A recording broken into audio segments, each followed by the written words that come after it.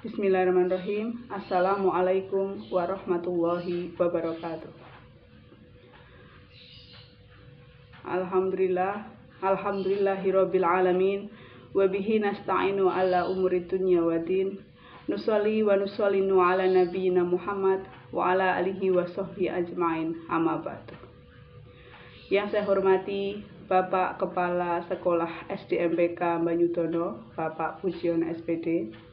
Yang saya hormati Ustadz Ustadzah SDMPK Banyudono, dan yang saya hormati pula Bapak Ibu wali murid kelas 1 serta anak-anakku sayang. Semoga kalian semuanya sehat nggih. Pertama-tama marilah kita panjatkan puja dan puji syukur atas kehadirat Allah Subhanahu wa taala yang mana telah melimpahkan rahmat-Nya berupa nikmat sehat, nikmat sempat, sehingga kita dapat berjumpa meskipun hanya melalui daring, bertatap muka meskipun hanya melalui daring. Semoga kita selalu dalam lindungan Allah. Amin amin ya rabbal alamin. Saya di sini mendapatkan perintah ataupun mendapatkan dawuh dari Bapak Kepala SDMPK Banyudono untuk menyampaikan pengalaman-pengalaman yang berhubungan dengan pembelajaran daring. Jadi di sini Bapak Ibu, saya bukan sebagai pemateri, saya juga bukan sebagai narasumber, tapi saya hanya ingin membagikan pengalaman-pengalaman saya tentang menghadapi anak yang sedang melaksanakan pembelajaran daring. Seperti kita ketahui Bapak Ibu, bahwa saat ini seluruh dunia, terutama di negara kita yang tercinta ini, negara Indonesia, sedang mengalami duka yang berkepanjangan, sedang mengalami wabah yang disebut wabah corona, atau lebih kita kenal dengan COVID-19. Corona yang kadang orang mengatakan penyakit yang heboh. Kenapa heboh? Saking hebohnya orang yang hanya batuk pilek dikatakan corona. Orang yang meninggal dikatakan corona. Inilah yang terkadang membuat penyakit ini menjadi heboh, bahkan ditakuti oleh semua orang. Dengan adanya corona ini Bapak Ibu, berdampak pada berbagai sektor pembangunan, baik itu perdagangan, perekonomian, terutama pendidikan.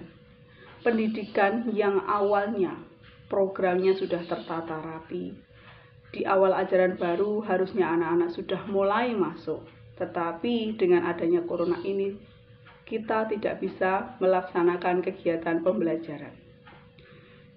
Dan dengan ini pemerintah mengambil kebijakan, yaitu anak-anak melakukan kegiatan pembelajaran dengan daring jarak jauh. Dan dengan adanya daring ini, peran kita sebagai orang tua adalah memfasilitasi anak-anak kita dengan HP, laptop, internet. Dan ini bukan hal yang mudah. Kalau bagi orang tua yang mampu gak ada masalah, HP, laptop, internet. Tapi bagaimana dengan orang tua yang tidak mampu? Ini akan menjadi kendala dan akhirnya pembelajaran daring tidak dapat terlaksana. Selain itu, pembelajaran daring, mendengar kata daring, kita jujur saja sebagai wali murid kelas 1 akan ada tanda tanya besar. Daring? Apa itu? Mampukah anak kita kelas 1 mengikuti pembelajaran ini? Karena pembelajaran daring, pembelajaran yang serba online, serba cepat, sedangkan anak-anak kita adalah lulusan dari TK. Mereka yang masih lugu, masih polos, bahkan model belajarnya anak-anak itu lain-lain. Dan ini yang membuat orang tua bingung, orang tua sibuk. Saking sibuknya, saking bingungnya, orang tua harus berpikir bagaimana orang tua bisa mendampingi anak, sedangkan orang tua harus tetap bekerja, mencari nafkah untuk kebutuhan hidup sehari-hari. Disinilah kendala Bapak Ibu. kendala orang tua bahkan di seluruh dunia ini sedang bingung dengan menghadapi pembelajaran daring ini.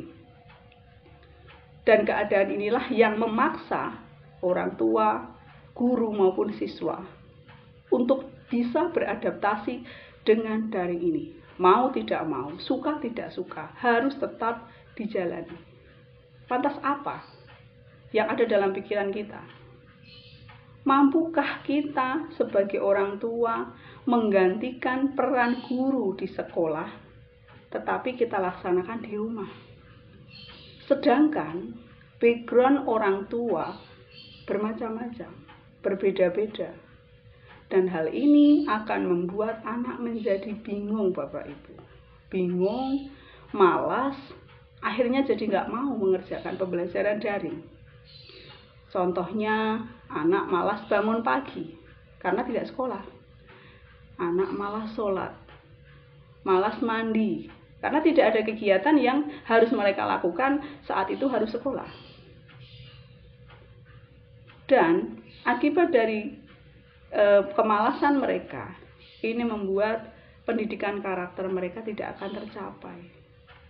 Lantas bagaimana kita sebagai orang tua menghadapi seperti ini? Apakah kita emosi? Apakah kita marah? Apakah kita harus cuek saja? Sudahlah, itu urusan guru. Gak bisa, Bapak Ibu. Kita gak bisa lepas dengan keadaan ini. Mau tidak mau kita sudah masuk dan kita sudah harus mau melakukan pembelajaran ini. Lantas, apa yang harusnya kita lakukan? Apa peran orang tua? Selama ini, peran orang tua yang kita ketahui adalah ketika anak sekolah, membayar SPP, mengikuti kegiatan-kegiatan yang ada di sekolah, rapat komite, membayar iuran. Kalau semuanya sudah terpenuhi, sudah selesai peran orang tua. Tapi apakah bisa peran orang tua seperti itu kita lakukan di masa pandemi ini? Kita cuek saja? Gak bisa. Karena anak-anak kita tentu saja akan merasa kebingungan. Nah, kita sebagai orang tua harus bijaksana. Di sini saya ingin menyampaikan kiat-kiat yang sederhana saja, Bapak Ibu. Yang pertama, ketika kita ditugaskan atau kita dipercayakan untuk menjadi seorang guru, sebenarnya ini pengalaman yang sangat menyenangkan, Bapak Ibu ya. Kenapa menyenangkan? Unik. Biasanya bekerja, kita harus mendampingi anak menjadi guru.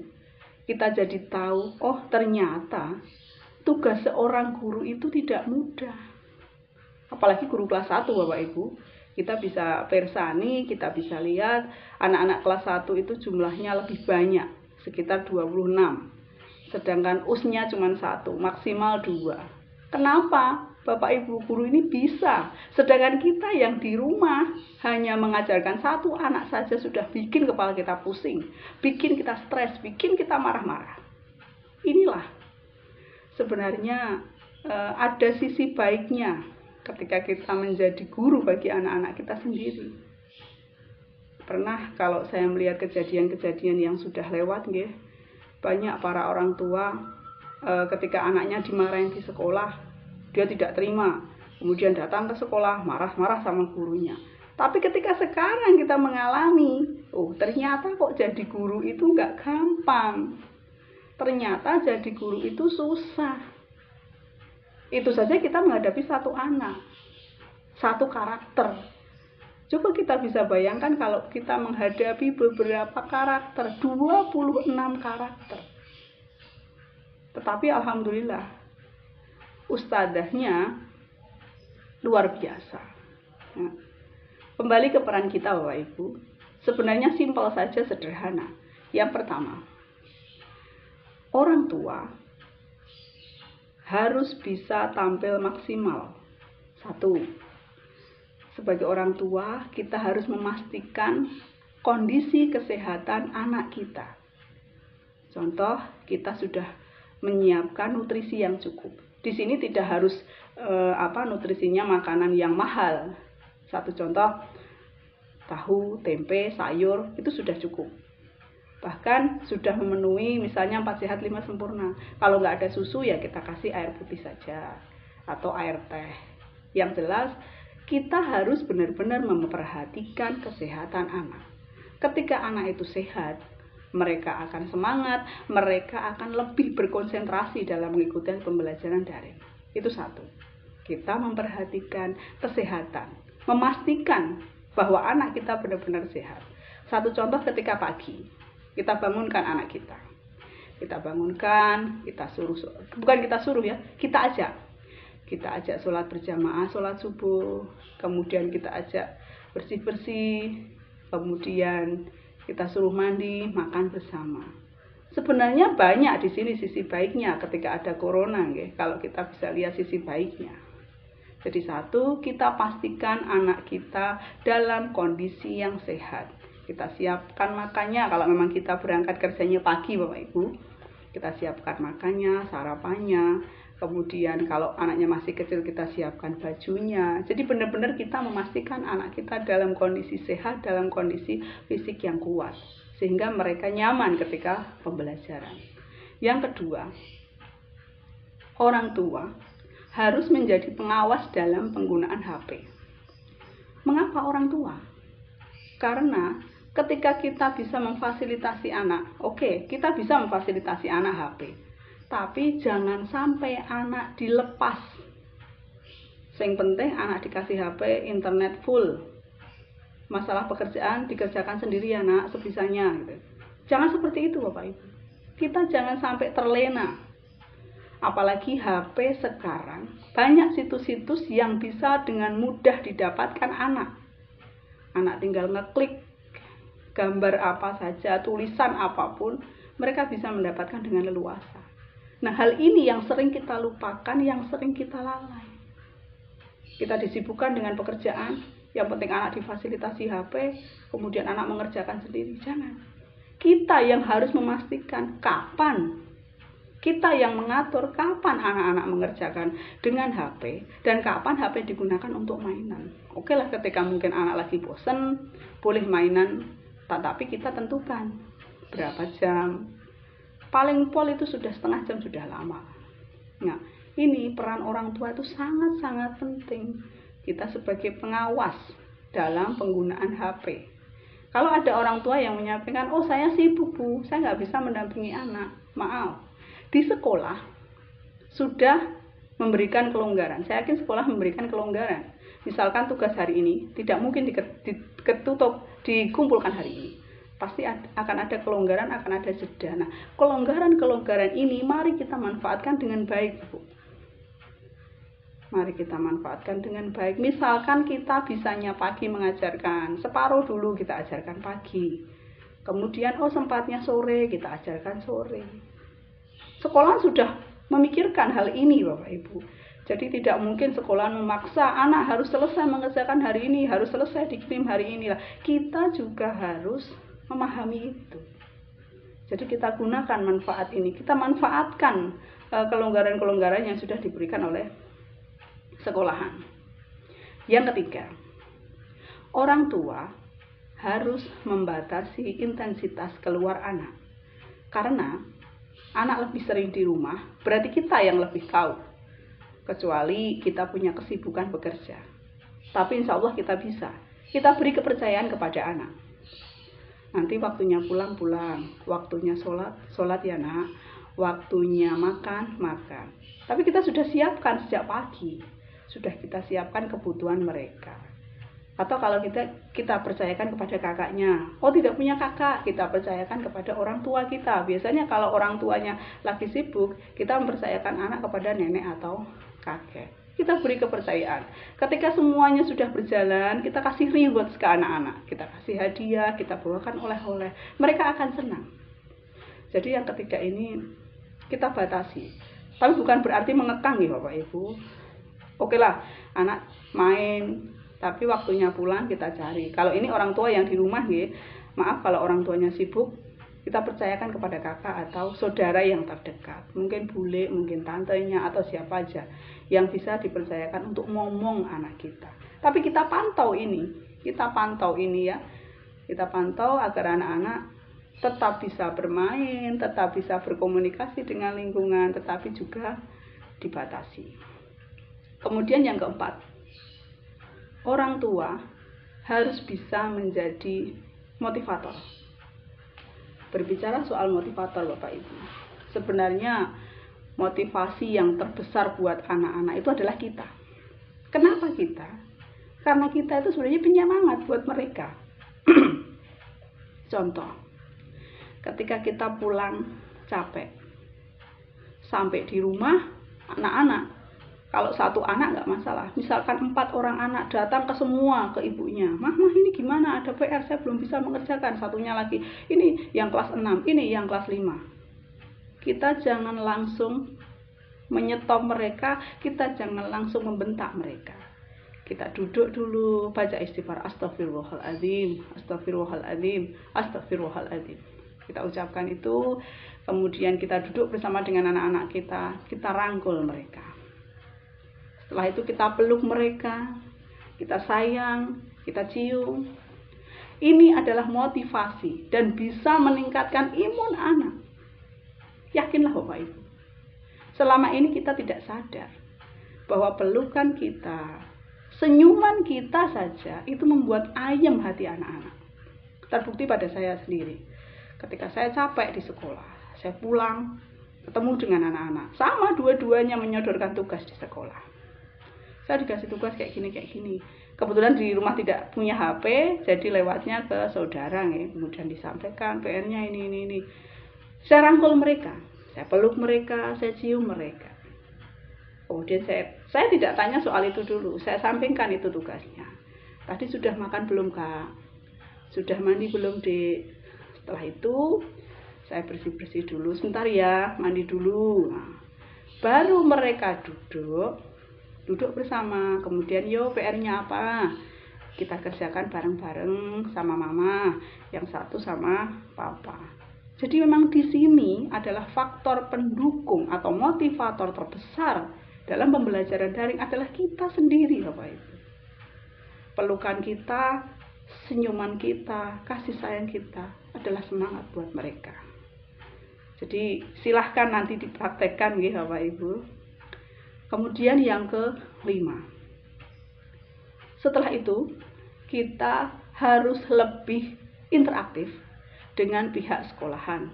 Kalau kelas 1 kita konsultasi lewat WA, kalaupun bisa misalkan datang ya sesekali datang ke sekolahan, bertemu dengan Usnovi, kita curhat. Ini gimana Us? Anak saya kok sampai sekarang bacanya susah, gitu ya. Kalau misalnya tidak sempat datang ya lewat WA aja. Kita curhat, kita keluarkan unek-unek kita selama masa pandemi. Meskipun saya yakin Usnovi juga mempunyai masalah yang sama. Tapi insya Allah, guru-guru di SDMPK Banyudono siap melayani panjenengan semuanya. Karena kita sebenarnya sama Bapak Ibu. Terkadang saya dalam hati itu sedih ketika banyak orang tua yang menyampaikan, wah jadi guru tuh enak. Orang mulang tapi digaji. Jangan salah Bapak Ibu. Maaf nggih. Tugas kita itu sama. Di sekolah Bapak Ibu memberikan tugas, Bapak Ibu guru memberikan tugas ke putra-putri panjenengan. Kemudian masih mengkoreksi. Sesampai di rumah, mereka juga punya tugas sama seperti kita, mendampingi anak-anak untuk belajar daring. Jadi saya mohon kerjasamanya, jangan sampai kita berpikir sesuatu yang negatif, karena guru di sini perannya meskipun mereka tidak mengajar, tapi luar biasa. Saya sendiri menyadari anak saya belum bisa membaca.